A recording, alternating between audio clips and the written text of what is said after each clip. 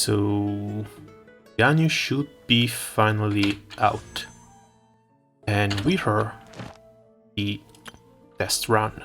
So before even considering pulling, let's start by see how she plays and how her skills work. Okay. Oh, you can hear the bell when she moves. That's cute.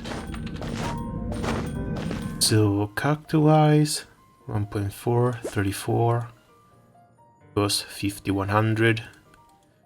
The 4-star sets that they put on these characters are always freaking perfect. Of course, Favonius Warbow, Braveheart. We don't get to see the stats. C0, we'll see this later. 6 shots, level 1 cryo damage, level 2 cryo damage plus AoE. And these will need to be compared to other characters later. Trail of the Killing, AoE cryo damage. Ember needs this as well. Continuously taunts, endurance based on max HP, and AoE damage and explosion. So it's very similar to Baron Benny, but at least it deals AoE elemental damage on landing. That 6 second duration, 10 seconds cooldown, actually not bad. Celestial Shower, nothing interesting in here other than dealing cryo damage. 112% damage per shard for 15 seconds and a 15-second cooldown with 60 energy cost. Back in the leaks this was a 20-second cooldown, so this is permanent. Nice. Well, it could be permanent. Undivided Heart, after firing a Frostflake arrow, the crit rate of the Frostflake arrows and their bloom increased by 20% for 5 seconds. But if you're doing charge attacks, this shouldn't be that big of a deal. You know, maybe for the bloom, since that one probably won't hit a weak spot.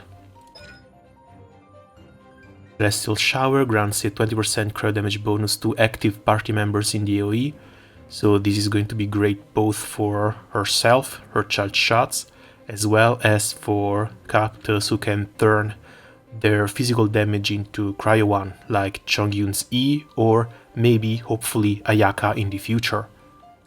And this is just a crafting passive. She doesn't sound so bad, at least for a support or an off DPS. So you either build her with full cryo damage for aim shots, and you only use this for the charge shots, or you build her as a cryo support for Celestial Shower. Taking damage from a level 2 arrow decreases cryo resistance by 15% for 6 seconds. A hit regenerates 2 energy for Ganyu, can only occur 1 per charge level 2 Frostflake arrow, regardless if the Frostflake arrow itself or its bloom hit the target. Yeah, this looks nice for 6 seconds too.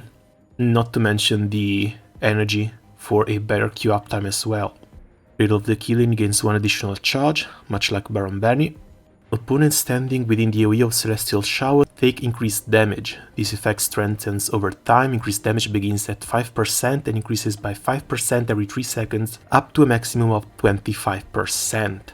Effect lingers for 3 seconds after the opponents leave the area, probably after the AoE expires as well. 25% damage increase looks pretty freaking strong, but still to keep in mind where to actually use this. The only hard content right now is the Abyss, so unless you're doing Abyss 11 and 12, this probably won't come into play that often. Plus 3 levels to the Kiln, and using Trail of the Killing causes the next Frostflake arrow shot within 30 seconds to not require charging.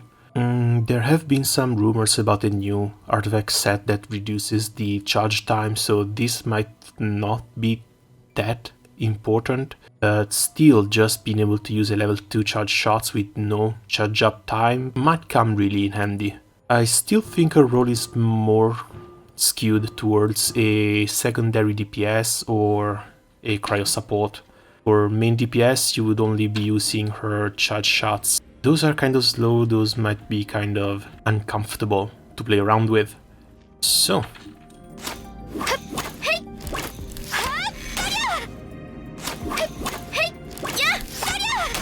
attack combo actually looks fine.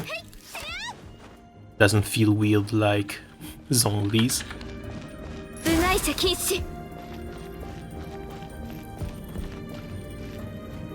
The E seems to be an automatic dodge, without the need for the long press like Diona.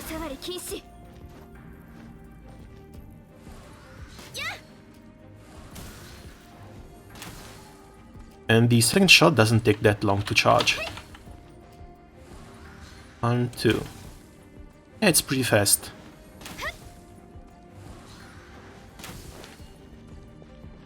Let's check out her Q.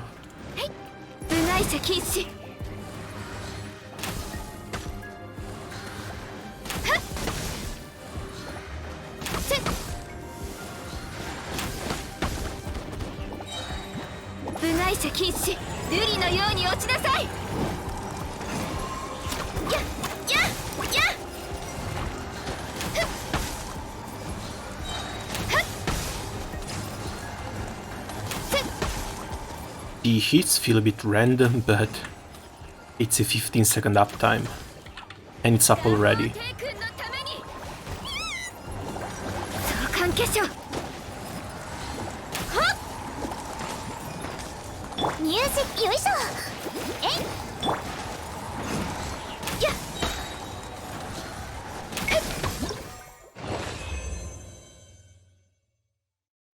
I don't know, she doesn't feel that bad to play with. Again, utility-wise, it might be a bit weird.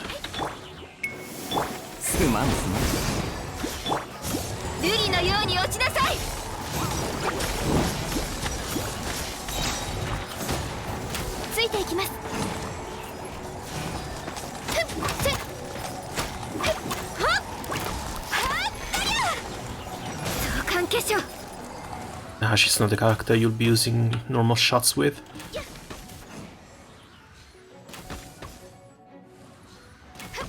And the level 2 charge actually does some pretty alright damage.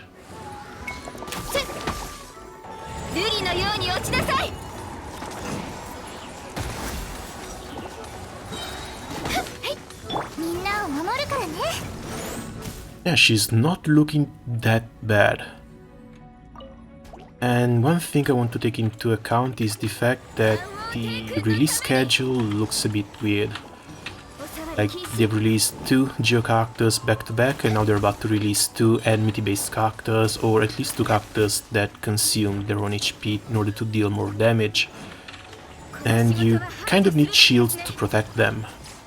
So even if Ganyu doesn't really get that much use out of the gate, I'm pretty sure that there's going to be some new weapon, new artifact sets, or new characters released down the line that's going to synergize really well with her, so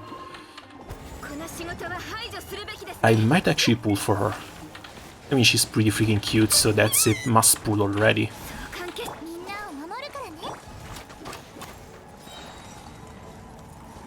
Not really sold on the auto attacks, but I've been using Ember for so long I don't really use auto attacks that much anymore.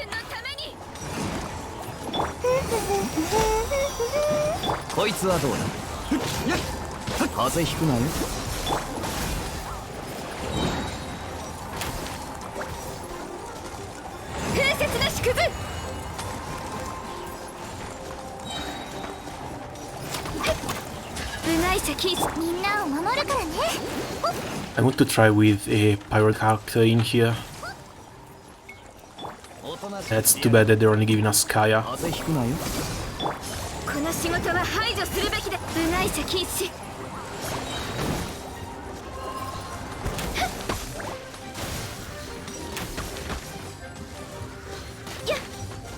Yeah, this looks pretty messy, but it also looks kind of fun, so I guess Ganyu gets a pass. If I remember right, this was a 50-something%. But to be honest, this is the only stat that matters for her. 75, 198, plus 205, plus 348. Okay then, I guess that's good. As far as actual artifacts though, I'm not really sure I want to put the Wanderer's Troop on her.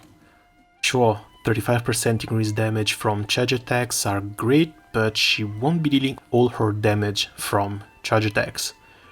Also, Elemental Mastery does boost the reactions a little bit if you want to do Melt and whatnot, but Cryo over Pyro is the weaker side. This leaves a Noblesse Oblige for the Elemental Burst damage if you want to use her as a support, or of course the Blizzard Strayer for the Cryo bonus damage and extra crit rate. This should also help a lot with her Q damage. Stats wise, it's probably just going to be the same attack, cryo damage bonus and crit, but considering that not all her damage is going to come from weak point hits from charge shots, maybe some high crit rate is not going to hurt either. Right now I managed to save up a few pieces. I'm probably going to put this on her. Crit rate, recharge, some Elemental Mastery. Crit rate, recharge, crit damage. See how high her Q uptime can stay. Attack, recharge, crit damage. Cryo damage bonus, sadly just attack and recharge. And lastly a crit rate piece in here. This should really be crit damage though. With this set especially, since you get a lot of crit rate bonus, you really don't need a crit rate weapon nor a crit rate 5th piece. As far as weapons go, the Iridescent Hunt doesn't sound that bad, and the Cyclone could help keeping monsters inside the Frostflake area. The Q has a very large AoE though, and the hits are kind of random, so I don't know how good this is going to be if it actually keeps stacking monsters all in the same place. Prototype Crescent, standard attack bow with attack buff and movement speed increase, might actually not be that bad. Rust, really definitely a no, since it only increases the normal attack damage and you won't be doing any with her. Stringless is 24% more damage from the Elemental Burst, but you've got to take into account the Elemental Mastery if you're building a team with a reaction-based Ganyu, which doesn't really sound likely. Savonius of course is going to be great for the energy recharge and for the Q uptime. And lastly there's the Sharpshooter's Oath. This is only going to increase the damage against weak spots though, not the damage from the Frostflake arrow nor the damage from the Q. That's only going to go higher thanks to the crit damage. Still, probably want to try this bow as well. So it's going to be 1, 2 and 3 for her. Well then, I guess it's time to get pulling.